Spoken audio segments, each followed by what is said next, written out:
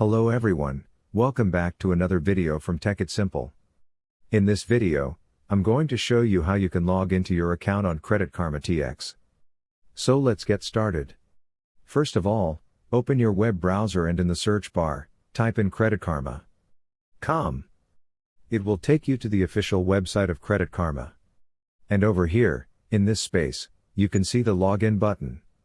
Click on the login button. Since you already have an account, it will take you to this login portal. Over here, enter the email address of your account within this email section and enter the password of your account like this.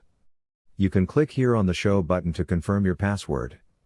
And once you do that, click on the login button. You will be logged into your Credit Karma tax account.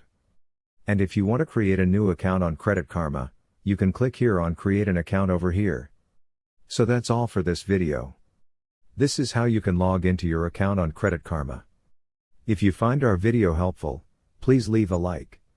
And please do not forget to subscribe to our YouTube channel and also hit the bell icon for the latest videos and drop a comment for reviews and more content like this.